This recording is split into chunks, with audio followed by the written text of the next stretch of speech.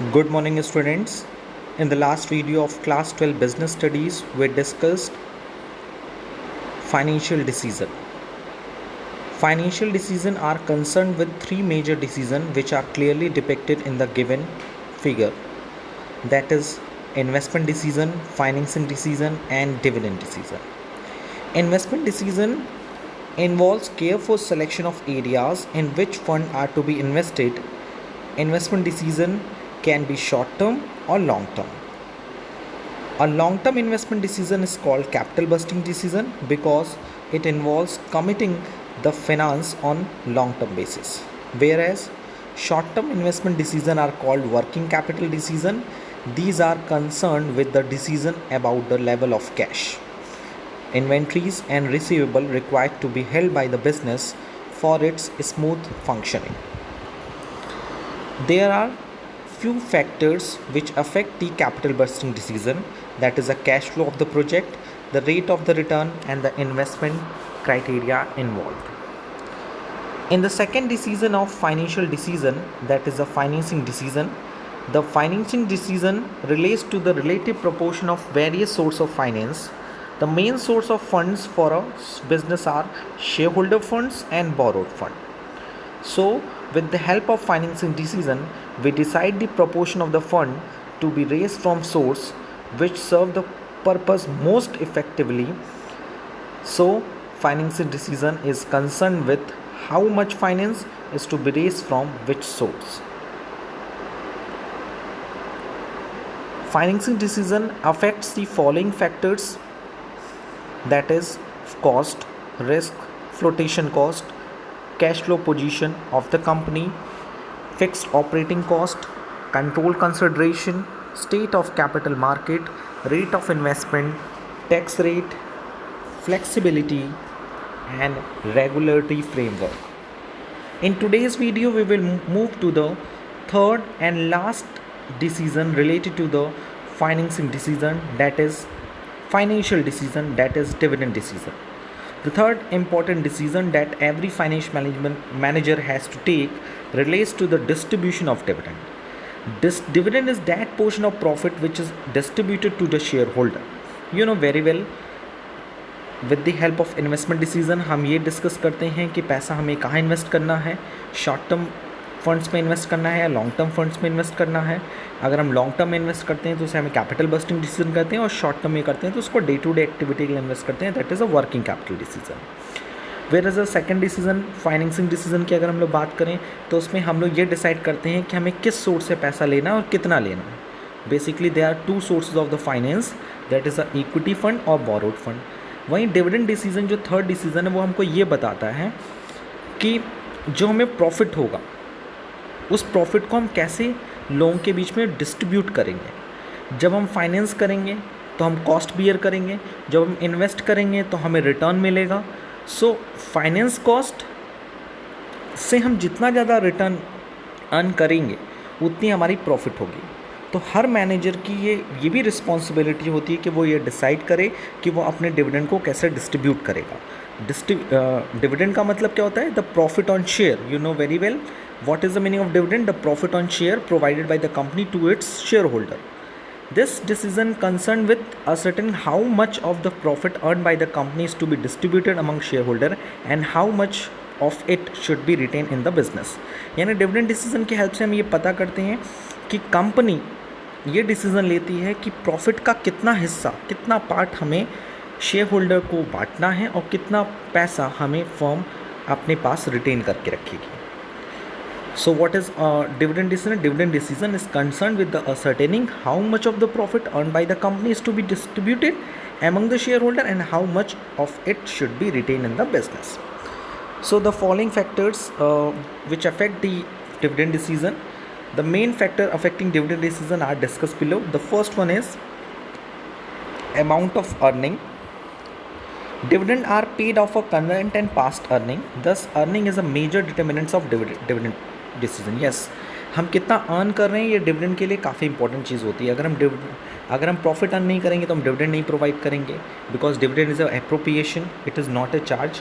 So dividend हम तभी पे करते हैं जब हमें अर्निंग होती है. लॉस के केस में हम डिविडेंड नहीं पे करते. सो बेसिकली डिविडेंड जो हम पे करते हैं वो करंट और पास्ट अर्निंग के बेसिस पे करते हैं.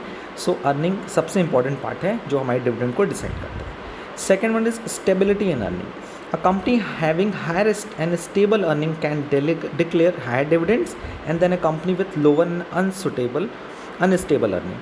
सो डिविडेंड का जो रेट होता है वो कंपनियां अपना डिविडेंड का रेट ज़्यादा देती हैं जहाँ पे उनका डिविडेंड जो है, अर्निंग जो है वो स्टेबल होती है और हायर होती है. लेकिन जब कोई कंपनी का डिविडेंड का जो रेट है, मींस अर्निंग का जो रेट है वो कम होता है, तो वहाँ पे वो डिविडेंड का रेट कम रखती है. Stability of dividend. Generally, companies try to stabilize dividend per share. A steady dividend is given each year. A change is only made if the company's earning potential has gone up and not just the earning of the current year. Stability of dividend भी काफ़ी important part होती है हमारे dividend को decide करने के लिए, क्योंकि मोस्ट ऑफ द कंपनी ये चाहती है कि वो अपने शेयर होल्डर्स को एक स्टेबल रेट से डिविडेंड प्रोवाइड कर सके. इसके लिए आपने क्लास 11 के अकाउंटेंसी में पढ़ा भी है. It is a specific type का रिजर्व बनाती है company, that is a dividend equalization reserve. Why company create a dividend equalization reserve? To provide a dividend per share at equal rate annually. Yes, आपको याद है, I very good. तो stability of dividend भी एक factor होता है जो हमारे डिविडेंड को डिसाइड करता है कि हमने प्रीवियस ईयर 5% का डिविडेंड दिया, इस साल भी हम 5% तक का ही डिविडेंड प्रोवाइड करेंगे. क्योंकि डिविडेंड में अगर हम अप्स एंड डाउन्स रखते हैं सो कहीं ना कहीं वो कंपनी की हेल्थ के लिए as well as the owners की हेल्थ के लिए सही नहीं होता. क्योंकि अगर हम एक स्टेबल रेट से डिविडेंड प्रोवाइड कर रहे हैं तो हमारे जो शेयर होल्डर हैं वो सेटिस्फाइड रहेंगे, फ्लक्चुएशन नहीं करने. और हमें डिविडेंड का रेट तभी बढ़ाना चाहिए जब हमारा जो रेट है, जो अर्निंग का रेट है वो काफ़ी हाई हो जाए, तब उसको इंक्रीज़ करना चाहिए. क्योंकि यू नो वेरी वेल कि अगर डिविडेंड का रेट स्टेबल है सो हमें एक फ़ायदा होगा कि हम शेयर होल्डर्स को इतना पता है कि कम से कम इतना तो मिलेगा. और जब कंपनी के पास एक्स्ट्रा प्रॉफिट है तो कंपनी उस प्रॉफिट को बचा के इन फ्यूचर में रख सकती है कि कभी मान लीजिए कि हमें लॉस हो गया, suppose company suffers from the loss, तो कंपनी उस लॉस के सिचुएशन में भी अपने शेयर होल्डर्स को एक्स्ट्रा प्रॉफिट की सिचुएशन से जो डिविडेंड इक्वलाइजेशन रिजर्व बनाया गया है उससे डिविडेंड प्रोवाइड कर सकती है. जो next one is a growth opportunity. अब देखिए, growth opportunity is a very important part for the dividend decision because companies having good growth opportunity retain more money out of their earning so as to finance the required investment. Therefore, the dividend declared in the growth companies is smaller than that in the non-growth companies. यानी जो companies already growth कर चुकी हैं उनके dividend का rate high रहता है. But जो कंपनी की ग्रोथ की अपॉर्चुनिटीज़ होती हैं वो ग्रो करना चाहती हैं, यानी अभी वो मार्केट में और सर्वाइव करना चाहती हैं और ऊपर जाना चाहती हैं, तो सिचुएशन में वो अपने प्रॉफिट का ज़्यादातर हिस्सा रिटेन कर लेती हैं, उसे फिर से बिजनेस में इन्वेस्ट कर देती हैं. That is known as ploughing back of profit. The next one is cash flow positions. Dividend involves an outflow of cash. Availability of enough cash is necessary for payment or declaration of dividend. Yes, according to Companies Act, you know very well, dividend paid in cash only. In India में अगर हम बात करें तो dividend को हम cash में पे करते हैं. सो कंपनी के पास प्रॉपर इनफ कैश होना चाहिए डिविडेंड पे करने के लिए. तो इसके लिए cash flow position is a very important part two declare a dividend. अगर कंपनी के पास प्रॉपर इनफ कैश अवेलेबल नहीं है तो वो डिविडेंड पे नहीं कर सकती, डिविडेंड इशू नहीं कर सकती. The next one is share holder preference. While declaring dividend, management must keep in the mind the preference of their shareholder. Some shareholders in general decide that at least a certain amount is paid as dividend. The company should consider the preference of such shareholder. Means share holder की भी कुछ preference होती है, कुछ प्रायिकता होती हैं कि जब वो डिविडेंड डिसाइड करती है तो मैनेजमेंट के मन में ये दिमाग में रहता है कि शेयर होल्डर का क्या प्रेफरेंस है, शेयर होल्डर का क्या सोचना है. सो क्योंकि कुछ शेयर होल्डर का ये जनरल डिज़ायर होती है कि कुछ सर्टेन अमाउंट उन्हें डिविडेंड के रूप में मिले. सो वो सर्टेन अमाउंट शेयर होल्डर की तरफ से क्या है वो भी जानना बहुत ज़रूरी होता है हमें डिविडेंड डिसीजन लेने के लिए. Next one is a taxation policy. If the tax on dividend is higher, it is better to pay less by way of dividend. But if the tax rates are low, higher dividend may be declared. This is because as per the current taxation policy, a dividend distribution tax is levied on the companies. However, shareholders prefer higher dividend as dividend are tax free in the hands of shareholder. So अगर हम taxation की बात करें तो dividend के लिए taxation भी काफ़ी इंपॉर्टेंट पार्ट है कि अगर गवर्नमेंट ने डिविडेंड के डिस्ट्रीब्यूशन पे टैक्स को बढ़ा देता है तो उसके केस में हम लोग कम से कम डिविडेंड पे करते हैं, और जब हमारा टैक्स रेट कम होता है तो हम डिविडेंड के रेट्स को बढ़ा देते हैं। अगर हम करंट टैक्सेशन पॉलिसी को मॉनिटर करें तो हमारे पास ये आता है कि डिविडेंड डिस्ट्रीब्यूशन टैक्स जो है वो कंपनी के ऊपर चार्ज होता है, लेकिन शेयर होल्डर के पॉइंट पे वो डिविडेंड जो होता है टैक्स फ्री होता है in the hands of the share holder. So share holder हमेशा ज़्यादा से ज़्यादा डिविडेंड प्रेफर करते हैं क्योंकि उनके लिए डिविडेंड एग्जेम्प्ट फ्रॉम टैक्स होता है, लेकिन when a company provide the dividend so उस पर वो टैक्स चार्ज करती है। तो कुछ सर्टेन टैक्स है चाहे कंपनी पे करे, क्योंकि कट तो उनके डिविडेंड से ही रहा है। अगर कंपनी ने 1 लाख रुपये डिविडेंड डिसाइड किया तो जब वो पे करेगी शेयर होल्डर्स को तो उसमें पहले से टैक्सेशन काट के, जो सर्टेन टैक्सेशन है वो काट के गवर्नमेंट को पे करेगा और बाकी पैसा शेयर होल्डर्स को पे करेगी। फिर शेयर होल्डर के पास वो इनकम जाने के बाद टैक्स फ्री इसलिए हो जाती है क्योंकि ऑलरेडी उस पर से पहले से टैक्स लग चुका होता है। सो बेसिकली मेरा कहने का मतलब ये है कि कंपनी जितना टैक्स काटती है डिविडेंड के रूप में, वो डिविडेंड के रूप में जितना डिस्ट्रीब्यूट करना चाहती है उसमें टैक्स ऑलरेडी इंक्लूड होता है, और फिर टैक्स चार्ज करने के बाद वो पैसा गवर्नमेंट को दे देती है। So basically dividend distribution tax is the most important part to declare a dividend. Next one is stock market reaction. Generally, an increase in the dividend has a positive impact on the stock market and vice versa. Thus, while deciding on dividend, this should be kept in mind. So, जब हम जो company stock market को consider करती है तो stock market को भी focus करके हिसाब से ही वो डिविडेंड को डिसाइड करती है, बिकॉज स्टॉक मार्केट का रिएक्शन जो होता है डिविडेंड को लेके काफ़ी पॉजिटिव होता है। यानी अगर कोई कंपनी हाई डिविडेंड डिक्लेयर करती है सो इस केस में स्टॉक मार्केट में एक पॉजिटिव इम्पैक्ट पड़ता है, और अगर डिविडेंड का रेट लो होता है तो स्टॉक मार्केट पे कंपनी का जो रिएक्शन होता है, जो कंपनी के लिए रिएक्शन होता है वो नेगेटिव होता है। क्योंकि यू नो वेरी वेल कि जब कोई company high rate of dividend declare करती है मार्केट में तो सिचुएशन में कंपनी के शेयर की प्राइस इंक्रीज़ होती है, डिमांड बढ़ती है, दैट्स वाई इंक्रीज़ होती है। सो स्टॉक मार्केट का रिएक्शन भी काफ़ी इंपॉर्टेंट पार्ट होता है कि अगर कंपनी चाहती है कि अपने शेयर्स की प्राइस इंक्रीज़ करना चाहती है, उसका डिमांड बढ़ाना चाहती है, सो उस केस में उसे डिविडेंड का रेट हाई करना पड़ता है। Next one is access to capital market. Large and reputed companies generally have easy access to the capital market and therefore may depend less on retained earning to finance their growth. Their companies tend to pay higher dividend than the smaller companies.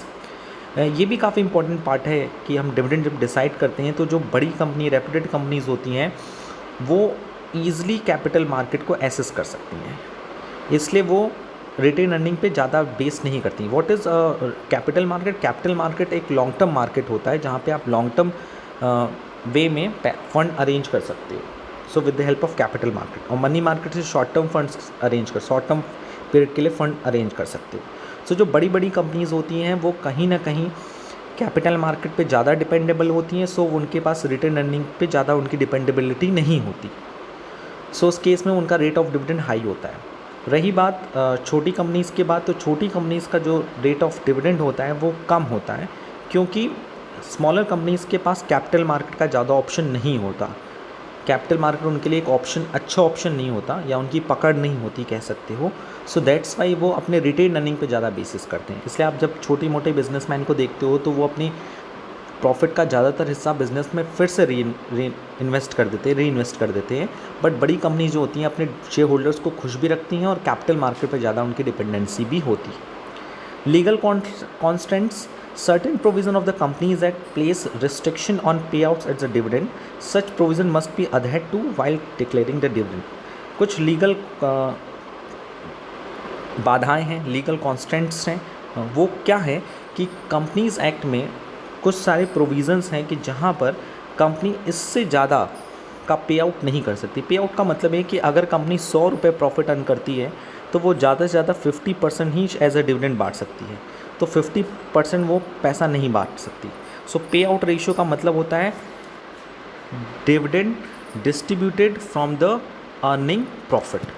So pay out ratio का भी कहीं ना कहीं restrictions होती है जो कहीं ना कहीं हमारी डिविडेंड डिस्ट्रीब्यूशंस को या डिविडेंड डिसीजन को कहीं ना कहीं इफेक्ट करती है। The next one is a contractual concentrate. ये भी इफेक्ट करता है. While Granting loans to a company, sometimes a lender may impose certain restriction on the payment of dividend in future. The companies are required to ensure that the dividend payout does not violate the terms of the loan agreement in this regard. So जब कभी ना कभी हम कोई contract करते हैं, contract करने का मतलब हमारे शेयर होल्डर से हो चाहे हमारे इन्वेस्टर से हो, हमारा कुछ कॉन्ट्रैक्ट होता है उनसे कि हम इतना रेट ऑफ डिविडेंड उनको प्रोवाइड करेंगे. सो कहीं ना कहीं हमारा जो डिविडेंड डिसीजन होता है वो हमारे कॉन्ट्रैक्चुअल फिगर से भी इफेक्ट करता है कि हमने किसी पार्टी से इन्वेस्टमेंट के लिए एग्रीमेंट किया और उन्होंने हमारे ओनर्स कैपिटल में इन्वेस्ट किया और उसके साथ साथ कुछ रिस्ट्रिक्शंस लगाए गए कि आपको इतना पे आउट करना है, आप उस टर्म को वायलेट नहीं कर सकते. तो कभी कंपनी को अगर रिटेन अर्निंग की आवश्यकता होगी भी तो वो पैसा रिटेन अर्निंग के रूप में नहीं रख सकते क्योंकि उन्हें कम से कम इतना पैसा तो ऐसा डिविडेंड डिस्ट्रीब्यूट करना है. सो लीगल कॉन्स्टेंट का मतलब ये है कि जो लॉ हमको बाउंड करता है कि आपको इतना पे आउट करना है out of the from the earning profit. But contractual contents हमें कॉन्ट्रैक्ट बाउंड करता है कि हमें अपनी अर्निंग प्रॉफिट में से इतना डिविडेंड पे करना है. सो लीगल कॉन्ट्रैक्ट हमें कम पे आउट्स की रिस्ट्रिक्शन लगाता है ताकि आप ज़्यादा से ज़्यादा फर्म में पैसा री इन्वेस्ट करिए, कंपनी में री इन्वेस्ट करिए, क्योंकि कंपनी का ग्रो होगा तो जाहिर सी बात है नेशन का ग्रोथ होगा. But contractual contracts generally contracts इसलिए बनाए जाते हैं ताकि दोनों पार्टीज़ को म्यूचुअल बेनिफिट्स हों.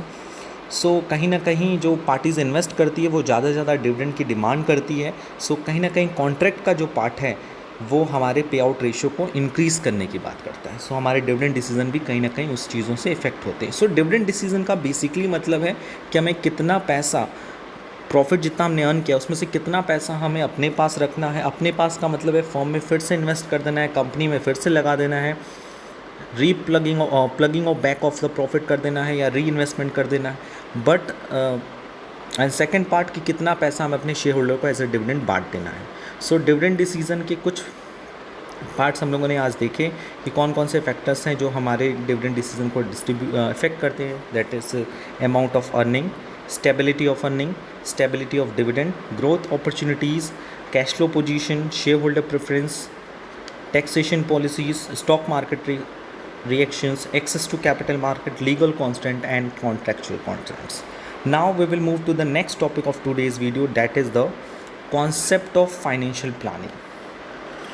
What is the concept of financial planning? You know very well कि हम लोग ये चैप्टर का जो हेडिंग है, the first chapter of the part B, that is financial management.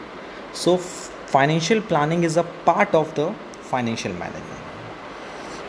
Management start with the planning and ends with the controlling, and with the help of the last function of the management, that is controlling, we again frame a effective plan for the new types of management, new kinds of the management. So management के जितने भी functions हैं वो कहीं ना कहीं हमको जो स्टार्ट करते हैं वो प्लान से स्टार्ट करते हैं, एंड करते हैं हम कंट्रोलिंग से एंड करते हैं, और कंट्रोलिंग से जो रिजल्ट आते हैं वो हमें एक नया इफेक्टिव प्लान बनाने में हेल्प करते हैं. So let's discuss it. Concept of financial planning. Financial planning means preparation of a financial blueprint of an organizational future operation. In other words, we can say financial planning is a process of estimating the financial requirement of an organization, specifying the source of funds and ensuring that enough funds are available at the right time. It means financial planning का जो objective होता है वो ये होता है कि वो हमारे बिजनेस को ये बताता है या हमारे लोगों को ये बताता है कि हमें अपने बिजनेस को चलाने के लिए कितनी फाइनेंशियल रिक्वायरमेंट्स हैं, उन फाइनेंशियल रिक्वायरमेंट के सोर्सेज ऑफ फंड्स क्या होंगे, और इनफ फंड्स राइट टाइम पे अवेलेबल हो जाने चाहिए, इंश्योर हो जाना चाहिए. It means the financial planning एक तरह से फाइनेंशियल ब्लूप्रिंट है ऑर्गेनाइजेशन के फ्यूचर ऑपरेशन के लिए. यू नो वेरी वेल कि ऑर्गेनाइजेशन को इन द फ्यूचर कई सारे काम करने हैं, तो कंपनी फ्यूचर में काम करने के लिए उसे एक फाइनेंशियल ब्लूप्रिंट बनाना पड़ेगा. So the financial planning means the preparation of the financial blueprint of an organization future operation, and with the help of financial planning we estimate the financial requirement of an organization, specifying the source of fund and ensuring that the enough funds are available at the right time. It means financial planning एक ऐसा process है जिसमें हम organisation के financial requirement को estimate करते हैं, ये डिसाइड करते हैं कितना सोर्स ऑफ फंड की आवश्यकता है और इनफ फंड राइट टाइम पे अवेलेबल हो जाना चाहिए। The next one is it aims at smooth operation by forecasting activities and fund requirement on one hand and analyzing the source of fund generation on the other। यानी it means financial planning में हम पहले से इस बात का blueprint बनाते हैं कि बिजनेस को चलाने के लिए इन फ्यूचर कितने फंड्स की रिक्वायरमेंट है और उस फंड को हम कैसे यूज़ करेंगे, इन दोनों चीज़ों को हम लोग फाइनेंशियल प्लानिंग में इन्वॉल्व करते हैं। The next heading is objective of financial planning. The two objectives of financial planning are: number one, to ensure availability of fund whenever these are required in order to honor its commitment and carried out operations plan। यानी हमने जो भी commitments और plan operations plan कर लिए कि in future हमें ये काम करना है, तो उस कमिटमेंट को पूरा करने के लिए और ऑपरेशन को परफॉर्म करने के लिए, किसी एक्टिविटी को परफॉर्म करने के लिए और कमिटमेंट को पूरा करने के लिए हमें कितने फंड्स की अवेलेबिलिटी होनी चाहिए। Is that clear? Financial planning का फर्स्ट ऑब्जेक्टिव क्या है? To ensure availability of fund whenever these are required in order to honour its commitment and carry out operation as plan. यानी हमें future में कोई काम करना है, फ्यूचर में कोई कमिटमेंट्स को कंप्लीट करना है, तो उस टाइम हमारे पास प्रॉपर फंड अवेलेबल होना चाहिए। फाइनेंशियल प्लानिंग की पहली ऑब्जेक्टिव होता है। जैसे 1 साल बाद मुझे 1 करोड़ रुपीज़ का इन्वेस्टमेंट करना है, 1 साल बाद मुझे 50,000 रुपीज़ अपने क्रेडिटर्स को पे करना है। सो आफ्टर 1 ईयर मेरे पास सफिशेंट अमाउंट पे होना चाहिए ताकि हम वो काम कर सकें, हम अपने क्रेडिटर्स को पे कर सकें, यानी कमिटमेंट्स को पूरा कर सकें और इन्वेस्टमेंट कर सकें। सो कहीं ना कहीं हम अपने फ्यूचर में होने वाले ऑपरेशंस और फ्यूचर में किए जाने वाले कमिटमेंट्स को पूरा करने के लिए हमारे पास प्रॉपर फंड अवेलेबल होना चाहिए एट द राइट टाइम। आज मुझे पैसे की ज़रूरत नहीं है, लेकिन जब मुझे पैसे की ज़रूरत पड़े, at the time sufficient funds are available, and this is the main focus of the financial planning. Second one, to see that the firm does not raise resources unnecessarily, as idle funds raise the cost of finance as well as give way of wasteful expenditure and misuse of funds.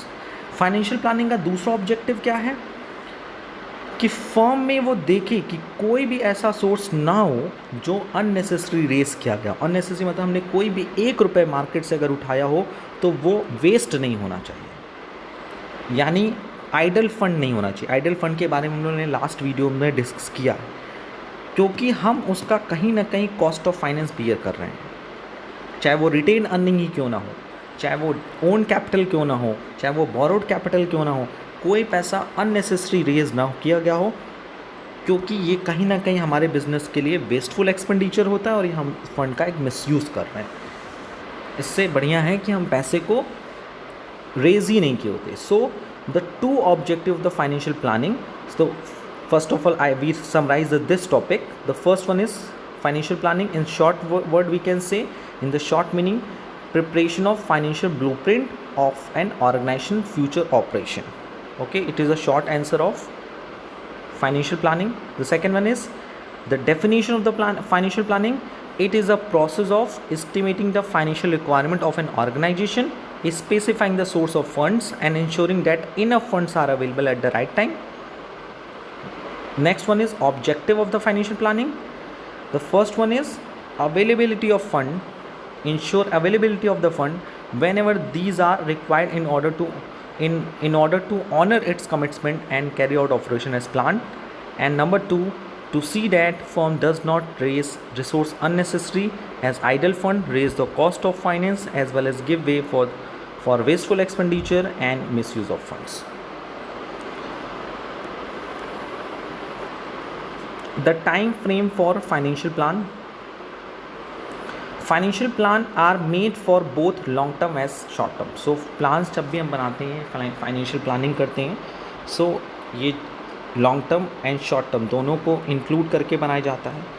Long term plans they focus on long term growth and investment methods, यानी long term plans जो होते हैं वो long term growth और investment को ध्यान में रख के बनाए जाते हैं और जनरली ये 3 से 5 साल के टाइम फ्रेम के लिए होते हैं। and the short term plans, they are also known as the budget and made for a period of the 1 year or less. So long term plans जो होते हैं वो लॉन्ग टर्म मैटर्स इन्वेस्टमेंट को ध्यान में रख के चलते हैं, जैसे 3 से 5 साल के बीच में, और शॉर्ट टर्म प्लान्स जो होते हैं वो जनरली बजट्स के फॉर्म में होते हैं कि हमें 1 साल के अंदर ये कमिटमेंट्स पूरे करने, ये काम करने। सो कहीं ना कहीं 1 साल के अंदर की बात होती है, वो बजट को डिनोट करते हैं, क्योंकि यू नो वेरी वेल हमारे देश में भी शॉर्ट टर्म प्लान्स बनते हैं। Short term plans you know very well कि जैसे हम लोग हर साल का बजट प्रिपेयर करते हैं ताकि इन फ्यूचर में जो हमें फ्यूचर में एक्टिविटी परफॉर्म करनी है उसके लिए कितने पैसे की ज़रूरत है वो राइट टाइम पे अवेलेबल हो, as well as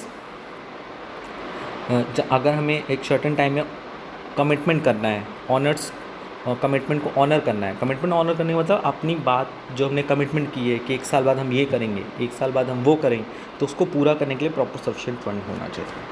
so I hope कि फाइनेंशियल प्लानिंग से आप इतना क्लियर हो गए होंगे कि financial planning is a part of financial management, because financial management काफ़ी चीज़ों को इंक्लूड करता है।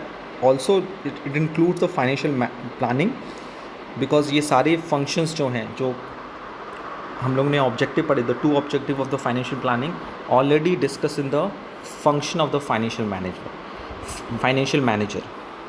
ओके, सो एंड इसके अलावा भी फाइनेंशियल मैनेजर के कई काम होते हैं, और financial planning is the first step of the financial management.